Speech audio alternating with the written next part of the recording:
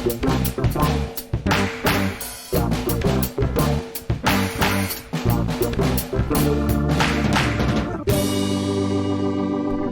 welcome to Star Wars Spelt Out. I'm your host, Josh Chapman, and today we're back after a couple of weeks off. Took a little break with the things that were going on in the world, and then I had some leave, so I took some leave, and normally I'd try and make these podcasts roll on, but I thought, you know what, let's just sit back and relax and not worry too much about Star Wars for a bit. But now we're back, and on the line here, I've got a guest. We've just been chatting offline about our, what we do outside of Star Wars, but we're here to talk Star Wars from Force Materials. Baz McAlister, how you going, man? Hi, Josh. I'm fine. Thanks for having me. A pleasure. Now we've sort of got in touch, on the old internets as people do, and all that kind of stuff. And I have a feeling that you might have slid into my DMs. Slid into the DMs. Yeah, I have a feeling that you might have even found the stuff that I do through the Peppa Pig one, and not even the Star Wars podcast. I think that might have been where it started. That may be the case, yeah, because we both like to talk about Bluey on Twitter as well. Yeah, that's right. Which is Peppa Pig adjacent. I mean, it is. It's probably superior in many different ways, but it's funny because I do the Peppa Pig podcast with my friend Matt Frost, people who know, and a lot of people, of course, go, well, why aren't you doing a Bluey podcast? Why are you doing Peppa that's old, and why aren't you on the Bluey train? And I did have a think about it, and I basically went, well, there's already a couple of Bluey podcasts which are very good, so. Although I do a Star Wars one, I think there's a few other Star Wars podcasts going around. But the thing is also is that Bluey, the way that we do Pepper is we sort of have this sort of, we kind of love it, but we make fun of it, and we can dig into the ridiculousness. Bluey's a little bit too earnest. I don't think I could feel comfortable making fun of it, really. It's a bit too, I don't know. I think I'd be betraying my children if I made fun of Bluey too much. Yeah. It would be literally like kicking a puppy. Making fun of Bluey. Now, we were just talking offline about, the world, the state of the world and the COVID stuff. And I just used the term the year of the bummer because we were talking about how you had a trip home to see your family in Europe that you couldn't go to, and talking about cancellations. And obviously the big thing this morning that just happened was that Star Wars Celebration, they finally pulled the plug. Does that affect you? Were you locked and loaded? No, Rowan and I, my co-host in Force Material, we have never been to Celebration, either together or separately. So, and we weren't looking to go this year either because, obviously, we couldn't get our stuff organised in time. But 2022, we might be up for hosting a panel or something. Who knows? I mean, that gives us plenty of time to. Well, it was still a shock for me because, it wasn't a shock that it was cancelled. It just felt like, it's just going to happen. It's going to happen. I know everybody was getting more and more antsy the longer it was going on. And now it's just the fun process of, can I get my hotel money back or my Airbnb money back and all that kind of stuff. It's a story unto itself. But I think the thing that generally people thought was, look, they'll just reschedule it till next year. It doesn't matter. It's not like there's a movie dropping. Who cares? Let's just move it. And then the big surprise was 2022. So 2 years. Yeah. So what do you think the 2 years thing is? Are they going to have like one next year in Europe, I guess? Maybe is that the way it works? I don't think they'll do one at all. I think they're just going to park it. I think they've gone, all right, well, nothing's happening. We've got a new movie in 2022. We don't know what that movie is, but if it's Taika Waititi's one, there's definitely a release at the end of 2022, so that makes sense. I think some people said that it'd be the anniversary of Attack of the Clones, won't it? 2022. So you park, not that I like to compare films, but you park the 40th anniversary of Empire Strikes Back, and then don't worry, guys, it's Attack of the Clones. And we do. It was a bit of a running joke at Celebration that the Phantom Menace 20th anniversary panel wasn't amazing. It was fine, but it was hampered by the hype that people believed wrongly that Ewan McGregor was going to turn up, and of course, Ewan McGregor wasn't turning up. So I don't know. Some people have said that they do the Disney one every other year, so that might just be Disney D23 next year. And then they'll do Celebration after. 2 years does feel like a long time, but in your case, it's like, well, I can start making some plans and. Making some plans, because there'll be returns. It's going to be a hell of a party. Oh, a hell of a party when it happens. Yeah, and I always, I don't know, when I think about Celebration, I start getting anxiety because I don't like to miss things. And I know that if I was at Celebration, I wouldn't get into any panels because I wouldn't be organised enough to queue in the right places at the right times. Well, they did at Chicago when they went, they had all the big rooms were all a lottery, so you were in basically, so that you found out with. So that was that was like episode 9 panel, Mandalorian, all that kind of stuff. But everything else is like, it's like, well, it's 1:00 if you want to go see the droid builders or listen to Steve Sansweet or Doug Chang or someone. You've got to basically just be there and get there. And a few times I got a bit like, there was like a Kenner retro figures panel. I was like, I'll go to that, and of course it was sort of 15 minutes before the start, and I rocked down, and I'm just at the end of the queue, and they're going, nah. You might as well go find something else to do. Luckily, it's Celebration. There's stuff you can find. Yeah, that's cool. There's always going to be people that you know from Twitter that you can hang out with, I suppose. And absolutely, and that's to be honest, that's the biggest bummer, because we had friends from Twitter that we got to meet in Chicago and had a great time and formed friendships, and it was all, it's coming, don't worry, we'll see each other soon. And then what it looked like the state of the world going, well, don't worry, in a year's time we'll see everybody soon, it'll be fine. And then they're like, oh, now it's going to be 2 years. Like, it just feels, it's a little deflating. Like, I'm glad it's still there, but it's a little deflating going, wow, having to wait another 2 years. You know, you kind of look in the mirror and you look at the grey in your beard, and you gotta go, oh man, that's gonna be a long time to wait. Can we last another 2 years the way the world is? Well, there might not be a world in 2 years. Who knows? Yeah. Star Wars will be our lowest priority. It'll be more like Mad Max Celebration in 2 years, maybe. Yeah. Either way, like, it's going to be either the best time or the worst time to go to Galaxy's Edge, because everyone who loves Star Wars will be in town, and they might duck Celebration to go and do that, or they might all just be at Celebration. So everyone who would have been there is probably doing something else, and you could sneak in. Yeah, well, they had the one of the things that they were doing at Celebration was like the Disney nights. They have like a night. I think it was like the Friday or the Thursday night, like it's Star Wars night at Disney. Disneyland will be open. You can come in. There'll be special things. But then one of the bummers was going, oh well, the new Rise of the Resistance ride, that won't be open. You won't be able to go on that because it breaks down all the time. It's so I'm hoping in 2 years' time they'll actually be able to get the damn thing to run properly, and we'll be able to run on it by then. You would hope they've spent this downtime. Well, that's what I thought. That at least like in this time they've been they're down there like Chewie down in the thing with the goggles on, banging on a few things, trying to get stuff worked. So I mean, I think they basically said, hey, if you've got a ticket, if you bought a ticket already, you've still got a ticket. If you don't want to keep your ticket, you can get rid of it and get your refund. So I mean, we've got friends in our group of friends here who couldn't make it this year, but might be able to do it in 2 years. So I think there will be definitely people who want to get it. And I was always get it and then get rid of it if you don't need it later. Like, it's better to have it than to stress about not being able to have it. So do you think you'll give it a red hot crack?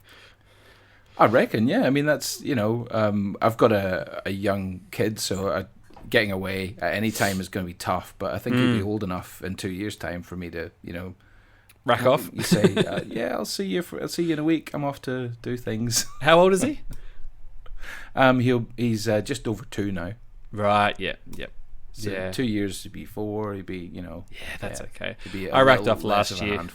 Yeah, I went last year just before my oldest turned 4, but we'd just had a baby, so she was about 4 or 5 months. And I remember when we found out that we were having another baby, I went, oh well, I guess that's the end of Celebration. That won't happen now. And thankfully, bless my partner Kat, she went, oh no, you'll be all right. Like, it'll be fine. It's the second one. We kind of, it's not as scary. It's so to her credit, she's a saint. She took the hit while I was mucking around with my nerdy friends in Chicago, and she was home with the girls. So, now you do your own Star Wars podcast, Force Material, and it's a bit more, I think a bit more highbrow than us. You get like proper Star Wars guests and people who do things. Do you want to tell us a bit about that?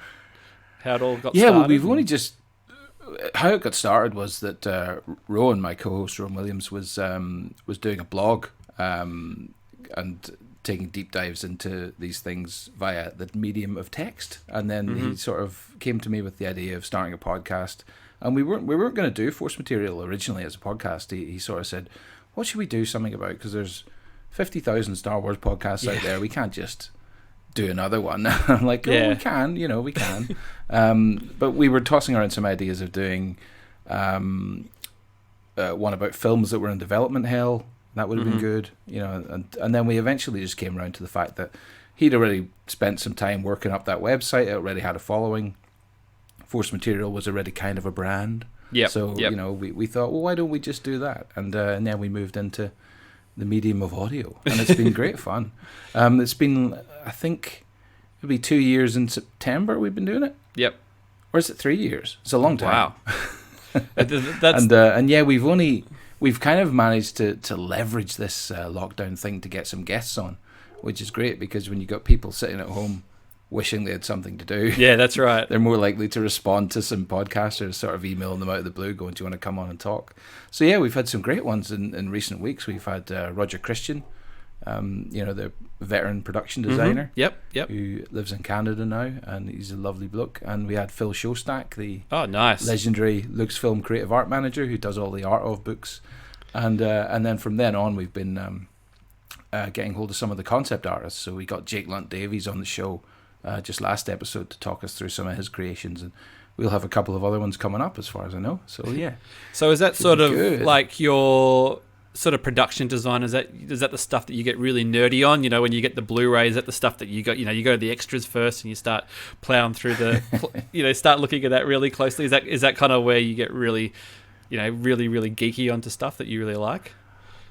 I do, because I love seeing all those connections come together, and really Force Material is kind of about the influences of Star Wars, from westerns to Akira Kurosawa movies to weird experimental Canadian short filmmakers that have influenced George Lucas through his career and things like that. So it's all about finding those little ties, and whenever we find a tie that we didn't know about, we get insanely excited. I mean, this is probably more well known now than it has been in the past, but Bon Jovi's first ever recording was on the Star Wars Christmas album, and we did a podcast about that. Yeah. He was sweeping floors at his Uncle Tony's studio in Manhattan when his Uncle Tony said, hey, you're trying to break into business, why don't you just do vocals on I think it's R2D2, We Wish You a Merry Christmas. And he stepped in and did the lead vocals with a kids choir behind him. R2 notoriously hard to deal with. He sort of comes in and lays a track down and throws a milkshake at the screen when it doesn't go his way. And Bon Jovi was looking at it going, I want a bit of that. That's how I want to live.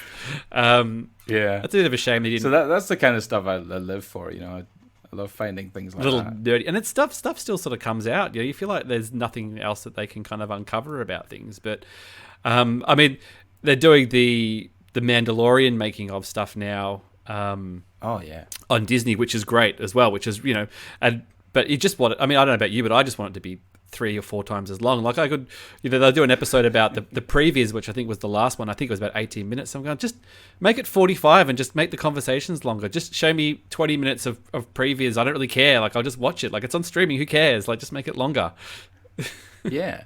Like I'll watch a 40-minute Dave Filoni monologue, no problem. Like, that guy knows how to talk. Yeah, he certainly does. But I thought that's been really good how they've done that, and it's sort of. Mm-hmm. It feels like it's like a DVD extra to a point, but there's obviously some sort of production behind it and stuff. And I always remember the Lord of the Rings Blu-rays had those sort of, or DVDs had those amazing production documentaries that, that was sort of, I always felt that the standard that you hold up to, because they were just, there was like 7 hours of that stuff. They just absolutely poured over everything as well, which was really, really cool. Yeah, the way they've broken down the Mandalorian ones is fantastic. That episode about the volume, the technology, the video wall technology was just mind blowing. Yeah, to see how that thing works, and it's crazy. I had a lunch with one of my closest friends the other day, and he's a filmmaker. He's a DP, and he makes films and shoots ads and stuff like that. And this was just like pornography for him. Basically, he's just watching, just looking at that thing, going. Like that volume thing, and he said the thing about it though is because it's not exclusive material. It's really just a bunch of high TVs and the technology. He said, he goes pretty soon, in a couple of years, they'll just be everywhere, those things, and you'll be able to shoot. Because he goes, going out onto location is just the absolute killer, like cost wise, because you get out there and you want to shoot a sunset, you get about 45 minutes of the right light, and you've got to get it right, and absolutely, he's going, here you can just do everything. So he was loving it. It's they'll all have one. Right. Or you can send one guy out to shoot that sunset and then bring his footage back and just do whatever you need paste to do. It behind the thing. Yeah. And then I had I watched the last one with my brother. He was down, he's been on this show before, and he actually is a musician, and he did the intro song and all that kind of stuff, and they did the score for The Mandalorian, and he was watching that, and he was quite interested, but he was getting all excited about all the crazy synthesizers and stuff that guy had. His name escapes me now, but it's Ludwig Göransson. I mean, you're going to be a musician with a name like that, aren't you? Yeah. Well, when I'd no idea what the guy was like, but when I heard Ludwig Göransson, I was kind of imagining this stately kind of aging German dude. Yeah. And then you get this young kind of basically young hipster. He looks like he should be in Tame Impala or something. Like he's submitting his tracks to Triple J Unearthed or something like that. Like that's right. What a cool guy. But The Mandalorian is just it's a great show. It's it's what I want my Star Wars to be. Did you have sort of predetermined things about what you thought it was going to be going in? Did it sort of leading up? Did it kind of maybe not sort of the expectations of the quality? I always kind of felt the quality would be there, but just like how the story went and where it was going to go. Like obviously the Baby Yoda reveal. Was that just sort of you looking at your TV going, what is going on here? Yeah, no, that came out of the blue. But the great thing about that show as well is it dropped on a weekly basis, so you had a week to kind of think about episodes and let them sit with you and watch them again and just kind of get used to them. And obviously by episode 2 or 3, you're going, they're going for Lone Wolf and Cub here, and that's the big influence. It's the whole samurai with a baby to kind of guard. Yeah, and it's great. The great thing was that here in Australia, where you are as well, up in Brizzy, that we were getting them dropped 7 p.m. on a Friday night, which was just absolutely perfect television watching. I'd pull open the Twitter, and I'd have a couple of my friends in the States who were just going, it's 2 a.m. I'm getting up. I'm going to watch Mandalorian. I can't live in a world where I'm going to get this spoiled for me on Twitter. I've got to get up, and I was just finishing dinner and putting the kids to bed and just clicking on Disney Plus and just going, how good is this? This is great. They've been doing it. They did it for Clone Wars, and the stuff now. For some reason, we're just in this sweet spot of release times, which is crazy because normally Australia gets the absolute the rough end of the stick when it comes to that stuff. Absolutely. I saw Phil Shostak putting out the call for All Wings report in for a midnight screening. I'm reporting in, but it's a very civilized time of day here. It's all very nice. Yeah. So what do you have any sort of crazy theories of where you think we're going next with this story? Does it just I as much as I love Baby Yoda, I kind of find he could be a bit of a story problem going forward because he's that it's the same of the Luke Skywalker. What do you do with someone who can solve every problem? Kind of thing. Like he kind of kept it enough, and it's a little bit like I'm going to assume you watch Stranger Things as well. 11 became a little bit of that too. That every time it looked like that they were in trouble, 11 kind of came out and she would use her powers and get him out of a thing. And I think it was quite good. I think in the last episode she kind of didn't quite nail it, but is that little bit of like once you've got that powerful person in the thing, there's only so many times you can put the people in peril and have them be bailed out at the end. So what do you think? I love the fact about Baby Yoda though that there's 2 big impediments to his power. One is that he gets sleepy when he uses it, and 2 is that he doesn't really understand everything. So that time when he tried to force choke Gina Carano's character, and the Mando had to tell him to stop. Yeah. So, he's a loose cannon in some ways, and that's great. But when you think about Baby Yoda, I mean, if he's 50 years old now, he can't significantly age or change or develop his character throughout the series unless we have a major time jump. So he's just going to stay that age forever, So he's, I think that's a story problem too, because he, as a character, he can't really evolve. He might be able to learn to harness his power, but that's about the height of it, really. He's not going to be talking, or you don't really want him to just become luggage, where he's just sort of, there was a lot of sort of, you stay here and I'll go do something, or I think, helpful person will look after him for a minute while I go off and solve this problem. But the sort of the impetus by the time that Mando finishes in the end of the series is like, you guys are connected, you're a family, you're a tribe. It's you're basically a single sort of thing going forward. So they're going to have to try and find a way to. Yeah, I'm not quite sure how they're going to do it. Really, I don't know. Well, I'm excited. The only end game really is that he will have to find Baby Yoda's race or planet and drop him off there so he can be cared for by the race of sorcerers that he comes from. So I think that we're going to see that in the future somehow. I don't know if it'll be second season. It might be later, but do you think it's when they say that? And I ask this question a lot on this show. Do you think they're talking of Planet of the Yodas, or are they talking about Jedis or Force users, or is it a bit of both? I mean, I don't know. Is it a default that every Yoda race can use the Force, or is it more, Planet of the Yodas or the Jedis, whoever that is? Well, I assume is Luke Skywalker, basically. Oh yeah.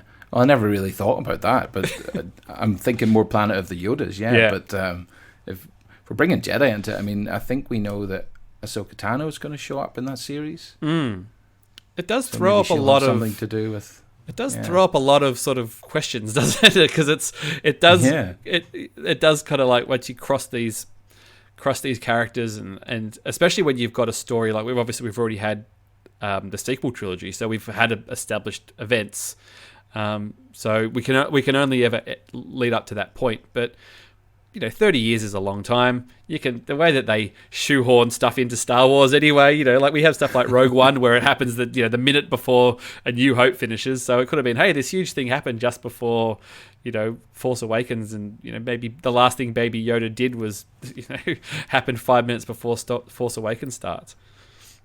Yeah.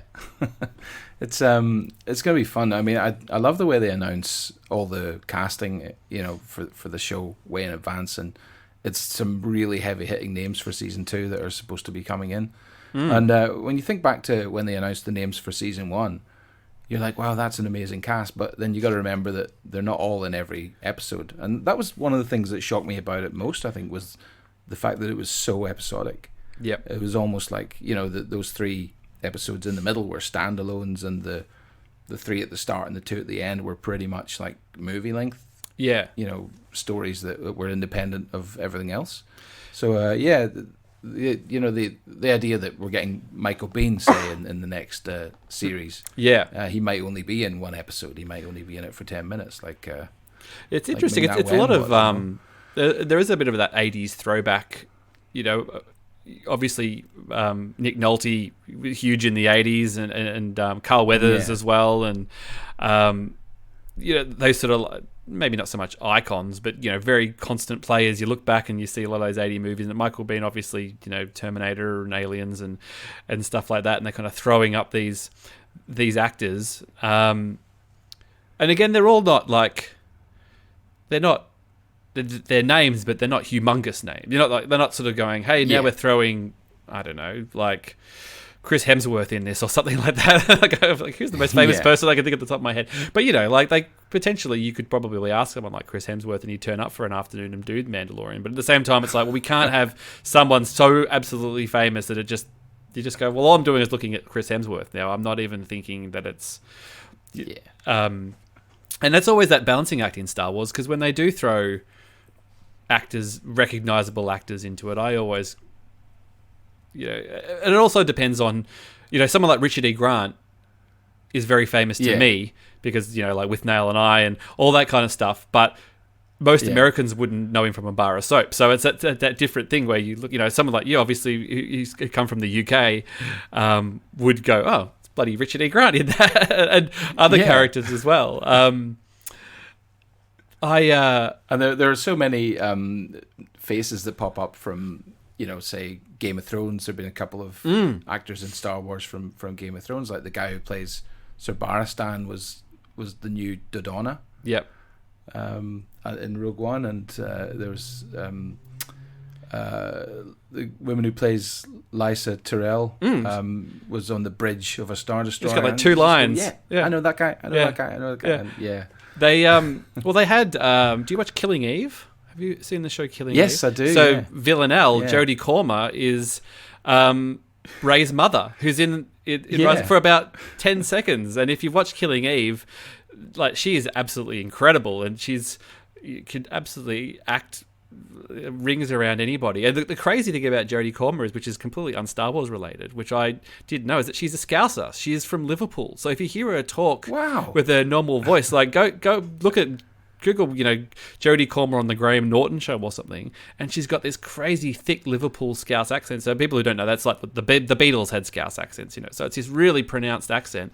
And in Killing Eve, she plays like a Russian assassin basically, and she can do all the, she can speak a bunch of different languages and da. It is so disarming hearing her speak. I just wish that she'd use that accent in Rise of Skywalker, that Rey's mother was a Scouser. I thought that would have been hilarious.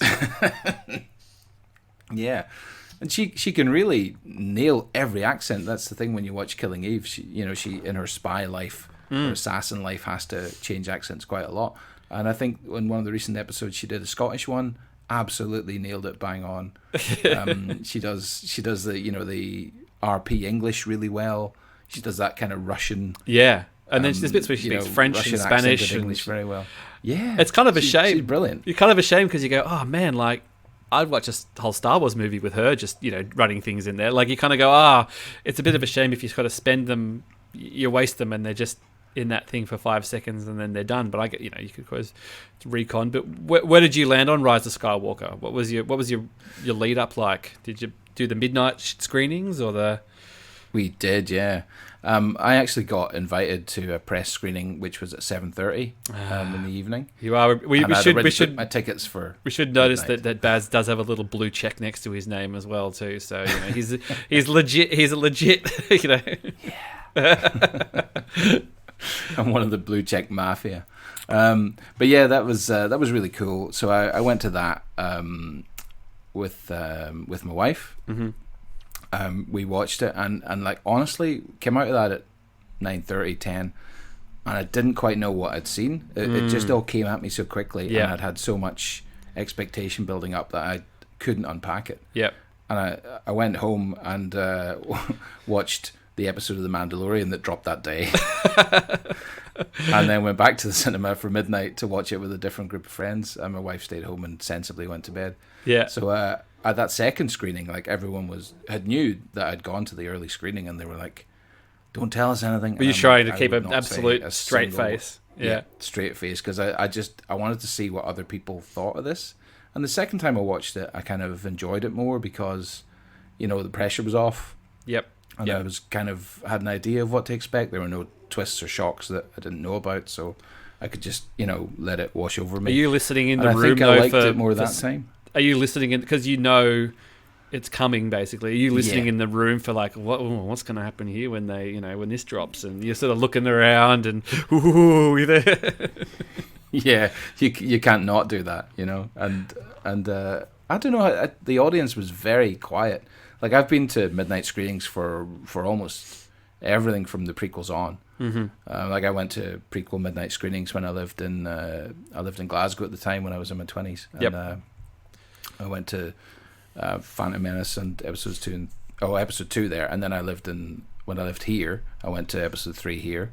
Yep. In the early 2000s, and then I think I've done every other one. Yeah, me too. Yeah, I did 3 I did 1 and 2 in Melbourne, and then I'd moved to the UK in 2005. So I did Revenge of the Sith in London at the Shepherd's Bush View, I think it was, and queuing up there. And I didn't have any, I was the previous time I'd taken a bunch of friends, and this one I'd just moved there, and I had friends, but I didn't have a let's go see Star Wars at midnight friend. The friends were like, oh, I'll go the next day or I'll go later in the week. So I just went on my own and sat in the cinema and watched Revenge of the Sith by myself there. But yeah, and I've done them all here too, and I seem to.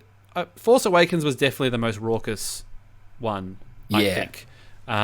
Agreed it was. I think Phantom Menace started the most raucous, but as the movie went on, people were a bit like, what? What's going on here? what am I watching? There was definitely bits of cheering and stuff, but, Force Awakens has so much fan service and moments, and, Han's back and the Falcon's back, and this is, Leia's back, and that felt like maybe not the religious experience, but the cheering and the thing. So I doubt that was the same for you. Well, I'll tell you what, Phantom Menace got very raucous in Glasgow for the wrong reasons. There were 2 cinemas in Glasgow that were screening midnight screenings. Me and my friends decided to go to one of them. We went to the Odeon in the city, and there was an Odeon just south side of the river. Mm-hmm. And famously, the Odeon south side of the river, which is the one we didn't go to, messed the reels up. Oh. And no one noticed for a little while, and then everyone noticed, and everyone got crazy, and they basically just had to end the thing and kick everyone out. Wow. I think... So we went to the right one, but yeah, that would have been terrible. Imagine, like, Star Wars is back after 20 years away, and you're going to see it at midnight, and someone screws the reels up. Oh, no. They, something happened at... There was a screening, I can't remember which one. They mucked it up, the start of it. What was it? I wasn't at it, but it had happened sort of either concurrently in one of the other rooms that we weren't in, or around the... I might have been Last Jedi, or one of them where the sound wasn't working and they had to stop and restart, and they didn't abandon the whole thing, luckily. But yeah, I mean, a whole bunch of angry Scottish people not getting their style with lightsabers. Yeah, they've already been weaponized as well. Yeah, they've been armed. Yeah. Have you gone? Is it sort of? But yeah, like, oh, you go, man. Oh no, yeah, you're asking about Rise of Skywalker and how I feel about it now. Well, you know, I've watched it a couple of times at home since then, mm-hmm. and I just can't help but thinking there's a missed opportunity there. Yeah, somehow. Yep. Yeah, you know, it is what it is. I know that's a terribly cliched thing to say, but yeah, I think it was a missed opportunity. And have you read the leaked Derek Connolly, Colin Trevorrow script that's kicking on the internet? I haven't read it. I've sort of listened to a few podcasts where they've broken it down, and I've seen the Weekly Planet video where they've kind of animated bits of it. I think there's a podcast that are doing like an audio drama of it as well. Which I haven't listened with. I'm like, oh, that's a really good idea, but yeah, I'm going, that's a good idea for someone else, but who's got free time to do, not me. I'll happily listen to it. And I'm listening to that too. It's done really well. Yeah, and I sort of some of the general beats and stuff. I've kind of like, oh yeah, that quite. I liked. They sort of brought characters in that I thought got shortchanged a lot in Rise of Skywalker, people like Rose and things, which I liked. But I didn't like the idea of introducing another new bad guy out of nowhere, and which sort of seemed a bit weird. And I'd have to go back and check it. But what did you sort of what worked for you in that? Did you feel or didn't work? I think really it's the end, the revolution. You know, after seeing John Boyega at the Black Lives Matter protests in London with his megaphone. Yeah. I was like, we were robbed. We were robbed of that, because he would have made a brilliant revolutionary leader, you know, turning stormtroopers, flipping them so that they rebel against their masters. And I always felt and the idea of it all ending in the streets of Coruscant as well was great too, because Exegol is a cool location, but it's at the edge of the galaxy, and as I said to Rowan on Force Material many times, no one needs to know what happened out there. Like, anything could have happened out there. Yeah, that's right. You know, the Empire could spin that any which way, and they've still got like a big fleet. Well, the First Order are still controlling all the planets and stuff, which always seemed weird. I always sort of like leading up. I always sort of theorized that that they would play into the fact that the First Order are all stolen children. That would be played into more. That basically that maybe even the MacGuffin of the film was like, hey, we've got the records of everybody's families and where they're from, and if you give that to the First Order, they'll go, oh, well, I don't have to fight for these stupid pricks anymore. There's my real family. There's an incentive for me to, you know, that would have been something really good for Finn to basically have that information. And, you know, Rey as well, who was searching for a family, would have sort of tied in quite nicely. But it is what it is. You know, I think there were the circumstances of time and having to rewrite that thing and all that kind of stuff. And it's always, the grass is always green. People always sort of say that, and there's no guarantees that we'd all be talking about release the JJ script or something if it had been the other way around. And it's hard to keep people happy, really. But I mean, think there are some great moments in it? There's some fantastic production design. You know, it looks really good. Yeah, but I think the story beats for me just didn't really give me that ending I was hoping for. But, yeah, look, I've sort of, not that I made peace, I enjoyed it, but I guess that when you're trying to close something out, I sort of, felt like a little bit more work it might have got in, a little bit tighter and stuff. But it did feel like, a victim of circumstance, a lot of that film. They just had to get something out. Do you think like an episode 10 is an inevitability? I don't actually. I think that they're probably not going to go there. It's hard. I mean, would John Boyega come back? Would Daisy Ridley come back? Would Oscar Isaac come back? I don't know. Probably not in the next year or so. I mean, it was very funny, that sort of final. There was a sense of, and even from fandom as well, I think at the end of, by the time Rise of Skywalker, of exhaustion, of kind of like, this thing has just been going and going, and fan discourse of just like, how many times can I yell at this person, and how many times can I be yelled at, and I think they were very just like, hey, it's been a long 6 years or 7 years or whatever, and it's glad that it's done. I don't have to worry about it anymore, and especially talking about John Boyega, I can speak my mind a bit more freely. I don't feel like I'm in the Disney machine as much, And I know that I think there's interviews where him and Daisy Ridley and stuff have, said, if you sign up to this thing, like, you've got no idea how big it is and how it can affect your life, and I'm sure they go, yes, I understand, but at the same time, you're a bunch of, you're in your early 20s and you're just thrown into this machine and things, and it's just everywhere. Yeah. So I'm not surprised that they're just like, I think I'm done for the foreseeable. I mean, Harrison Ford was more done than anyone, so. Yeah, he was. And then they got him back for a scene. Yeah. Yeah. But I think the cleanest thing they could do at this point, if they want to continue forward with any of those characters, is just call it episode 1 of a whole new thing. Yeah. And don't sort of bring in too much of the story from before. Yeah. And just go a different way, I think episodes 1 to 9 of the Skywalker saga were probably done. Yeah. Oh, for sure. And they've been very careful about that, the labeling of the Skywalker saga, like, that's a way we can put a little bow on it, and then we can move forward with whatever we want to do. And I don't know, like, it's just as soon as you commit to something with one of those characters, you're betrothed to tell the story of the others one way or another. Like, you've got to, if it's just Poe Dameron adventures, eventually someone's going to have to ask what happened to Rey and what happened to Finn, and you don't want to commit that until you know for sure that, like, either we can get them, we can't get them, we want to commit to those stories. You could probably go, if John Boyega wants to come back in 12 months, you could go, all right, we can focus on Finn because we're so close to that story before it won't really matter. But if you go 10 years or 15 years or however you do it, because I think they're pretty keen to not have to start wiping canon again. I think they want to try and keep things up tidy. Yeah. It got pretty confused last time, didn't it? Before they had to wipe it. So yeah. So I'm looking at you to now. People can home see this, and you've got a lovely shelf with some lovely figures and stuff going on there. And and at the bottom rows there are a few books there, but I can't tell if they're Star Wars books or not. But did you? Yeah, those ones over there. All right. So how did you feel when they wiped the EU canon? Did you feel a sense of betrayal, or a bit like, this kind of makes sense? A bit of relief, actually, yeah. Because the thing with the wiping the canon is they've cherry-picked the best stuff. Like, they've brought back Thrawn. Yep. From Palpatine. From Legends canon. Yeah, Palpatine. They've brought back quite a lot of cool things from that. That deserve to be part of Star Wars, and they've let the Yuuzhan Vong stuff just die. Oh, it should have been left. Yeah. That all. That's about the point I checked. That's pretty much where I checked out. I read the books, the sort of the Jedi Academy ones and the Thrawn trilogy and a couple, but then it just got.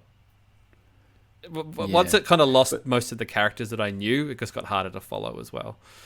Yeah, but then again, they have in those books they have Han and Leia's son falling to the dark side. Mm.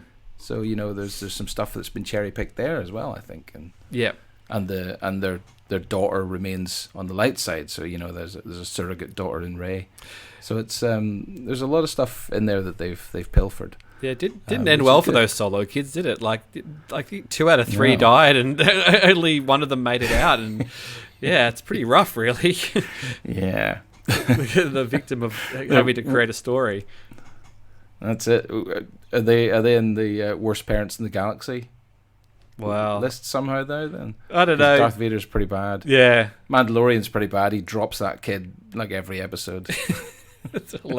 I saw someone was talking about a meme of sort of, Ben Solo's grandparents, Anakin and Padme, and I said, oh yeah, what about Ben Solo's other grandparents, Tobias Beckett and the Squid lady from Solo, what was her name again? Was it Lady Proxima or whatever? Mother Proxima. Yeah. That'd have been an awkward, cup of tea, afternoon tea sharing with the grandparents there. But, yeah. Do you think we'll ever see any more Solo stuff? Where did you land on Solo? Sort of a fun little romp? Loved it. Yeah? Yeah, loved it. It's up there with my favourite of all the Star Wars movies, really. It's got to be top 5. Wow. Yeah, I rank it that highly. I loved Solo. And I'm gutted that they didn't make any more. And I'm amazed that it turned out so good based on all the stories, the horror stories we heard throughout production. Yeah. From the Lord and Miller to the Howard kind of iteration of it. I do wonder how much of that stayed, how much of it changed. The rumours that it was 70% reshot. Yeah, who knows what to believe, but I would love to get one of those old school making of books that tells you the whole story. The warts and all. One day, just make it same with Rogue One. Yeah, for sure. I mean, the funny thing about Solo is if you watch the documentary, the making of one, Ron Howard is pretty much on set for all, because you can kind of tie in because they kind of go through the shooting stuff, and Ron Howard is on the set of pretty much anything that's indoors, and then anytime there's an outdoor part, like if they're in the desert or the snow, it's like the production guy that they're talking to, or basically anyone who's not Lord and Miller, they're talking to, like, today we're doing this and we're shooting on. So I feel like they kept all the location shooting, and then basically anything that took place inside they reshot, which is incredible, really. So we're talking about stuff like the Snyder Cut. Like the Snyder Cut's become a thing that's actually a real thing now. It's going to happen. Yeah. Just out of an absolute perverse curiosity, you just want to see that Lord and Miller cut, wouldn't you? Like, it's sitting on a hard drive somewhere. Yeah, it has to be. But like, I don't want Solo 2. I want a series. And I'm just thinking, how hard would it be to get Alden Ehrenreich and Jonas Suotamo to star in that?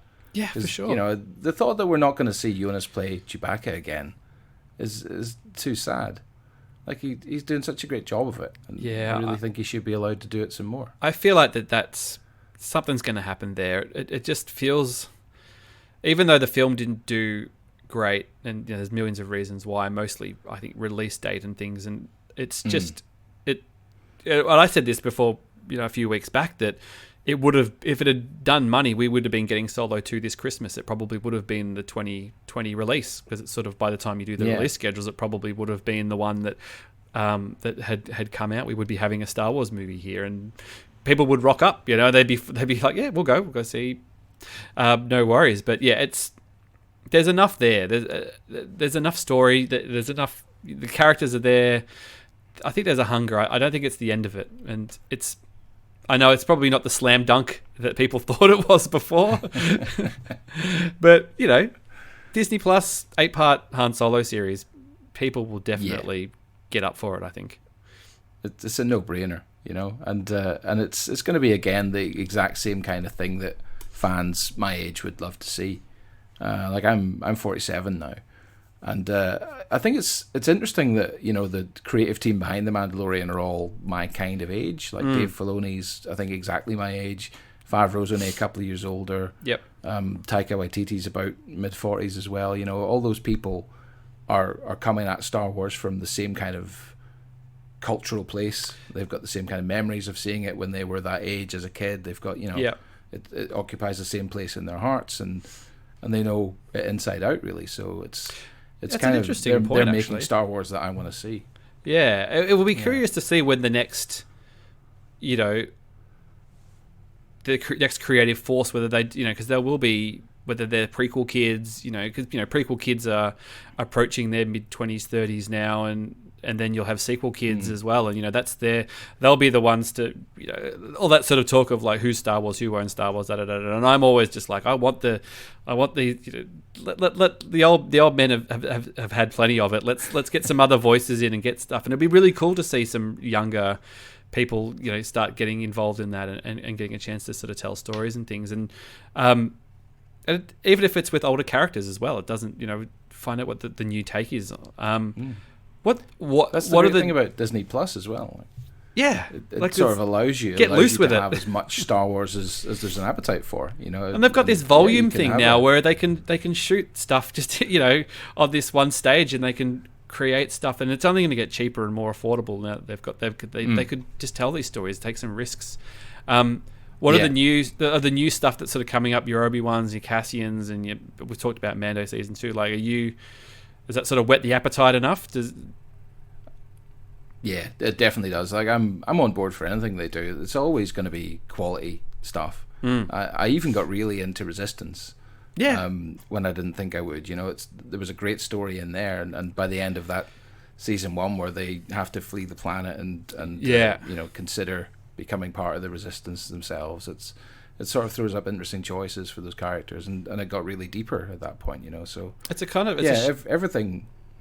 Yeah, it's a shame it ended when it did, really, Resistance, because it's sort of and obviously because they make animation take so long, but it just absolutely cried out for it to end with them all joining the Battle of Exegol, when everybody turns up.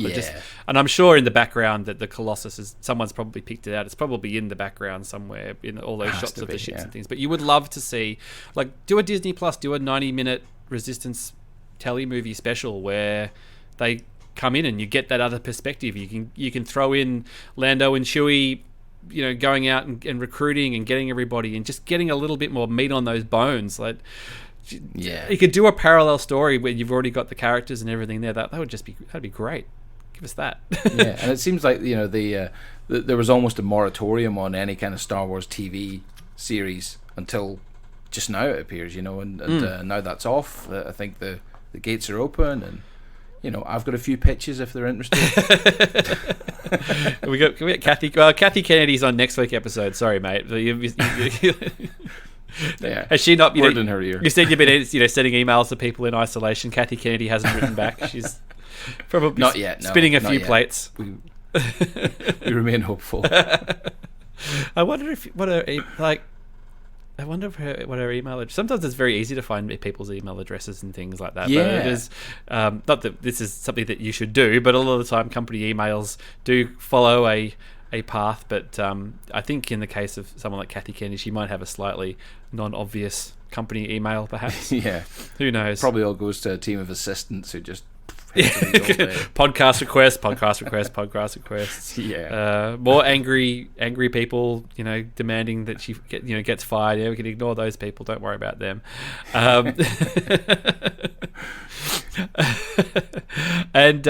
So Obi-Wan and Cassian. And then I'm excited about Cassian. Yeah, that's going to be cool.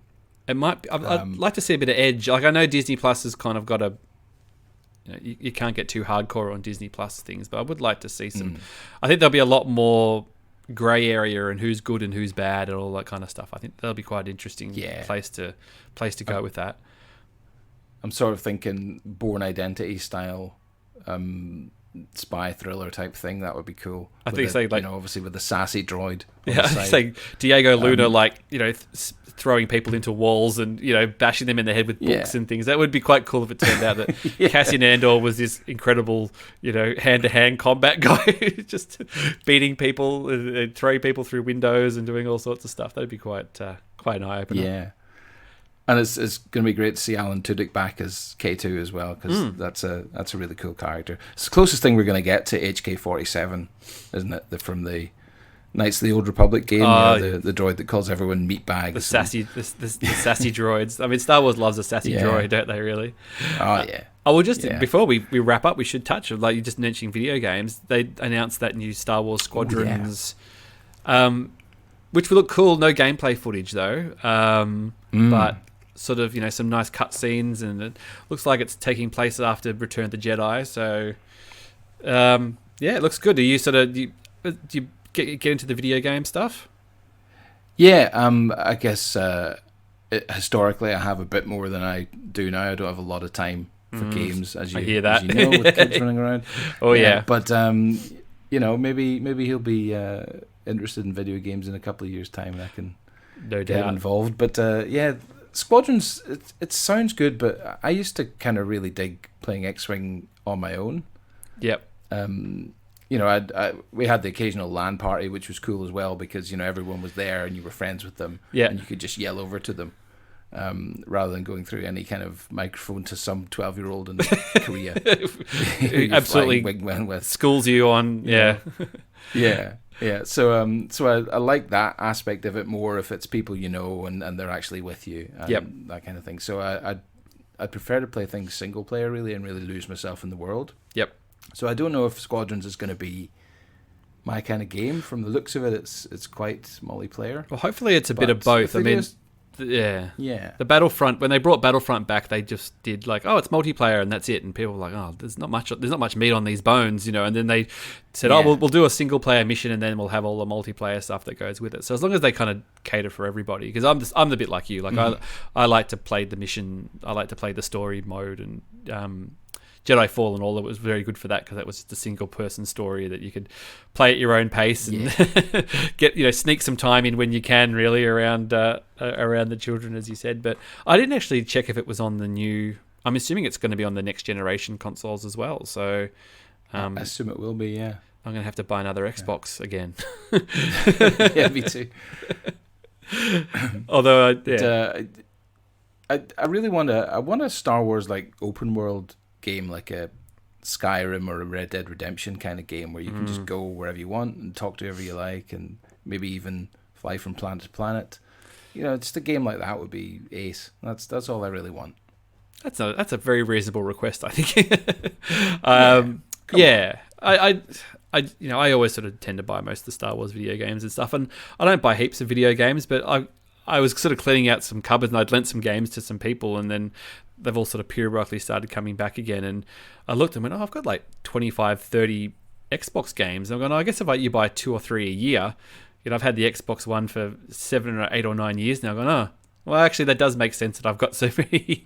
But a lot of the time, I'll just wait till they're cheap and I'll buy them secondhand. But stuff like Star Wars games, I kind of buy when they come out. But a lot of the time, I'm like, I'm not paying $70 for that. I'll wait a year and wait for it to get cheap again. Or, you know, $200 or $300 for like a special pack with something statue in it, or I can't do that anymore. No, I wouldn't even. It's hard enough rationalizing money I spend on action figures and things like that. Like before we go, we should just touch on your collection back there. Is it? Oh yeah, we've got some original. Or I'm seeing original Kenner stuff up there. We've got original Kenner stuff up there, and then the rest of it's from, you know, the Power of the Force 90s onwards. Oh, the muscular, you got a muscular looks up there. All the muscular ones.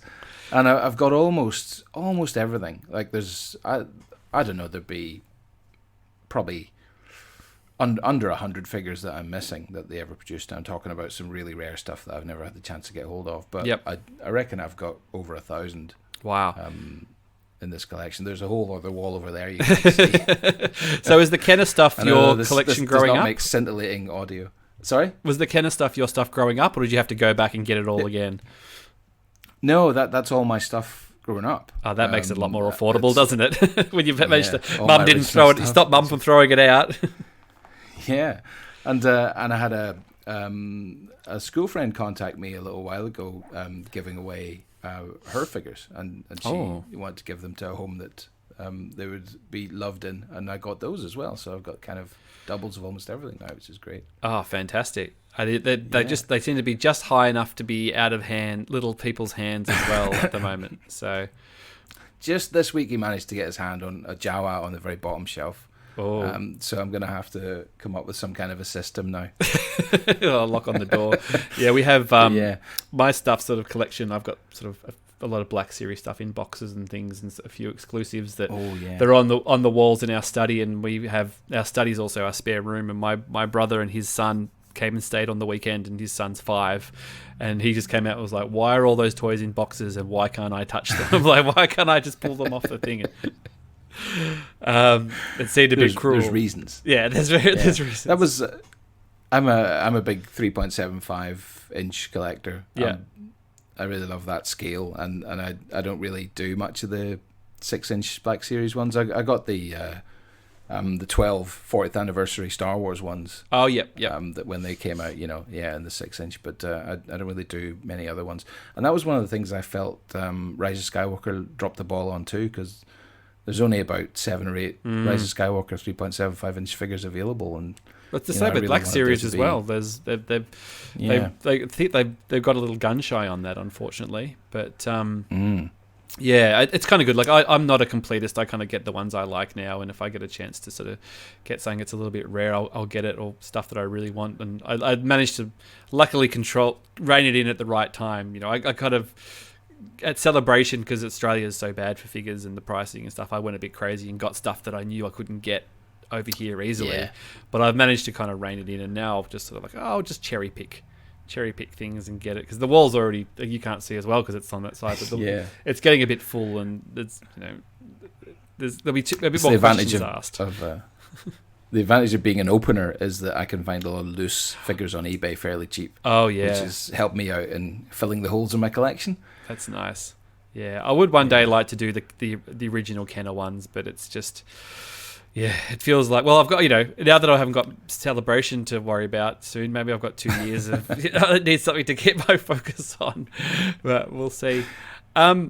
Thanks for coming on, mate. We've just absolutely rolled through this. We're going to have to get you back on again, and we'll deep dive on some more other topics and things. And we did mention the podcast at the top, but give it another good plug here for people who can be reminded just as they jump off, and they can go check it out. Yeah, sure. You'll have to get my co-host Rowan on as well at some point. For sure. Or maybe next time we'll get you both on together or something, and we'll do we'll get the double act going. Yeah, that'd be cool. But yeah, we drop episodes of Force Material probably around fortnightly. We've been varying the schedule a little bit, but yeah, it's mostly around fortnightly. And as I said, recently we've been doing some cool interviews, but we've got a whole back catalogue of over 50 episodes there that you can get into, and we talk about things like, as I said, Bon Jovi's involvement in the Star Wars universe, and how weird experimental short films have influenced George Lucas, and we talk about old war films and how they had a bearing on Star Wars, and westerns and pulp serials from the 20s, and everything you want to know about. So it's forcematerial.com if you want to check them all out, and we're at Force Material on Twitter, and and if you want to follow you, look at your little blue check there. If they want to get you on Twitter, where do they find you? Yeah, I'm just at Baz McAlister on Twitter. Opinions my own. Go there for the good Bluey talk. Yeah. Awesome. All right. Well, thanks everybody for checking in. It's good to be back recording. Hopefully we won't be any more breaks and stuff. And we've got 2 more years of things to talk about leading up to Celebration now, and movies and stuff. So we're going to have to get creative. But I've already reached out to some of the fan favorites on the podcast and guests. We're going to have them on soon, which will be exciting. Hopefully it won't just be talking about how do we rebook hotels and stuff. We'll get a bit deeper than that. And you just go to Star Wars Spelt Out to get our stuff. Thanks for everybody who's bought the new t-shirt design and been wearing it and stuff. So hopefully we'll do another one. Maybe the Celebration merch obviously won't happen now unless I can think of some amazing clever way to try and do that. But so thank you so much for coming on, Baz. Oh, it's been a pleasure, Josh. Thanks for having me. No problem. See you Anytime. soon. Awesome. See you later. Soon. Cheers.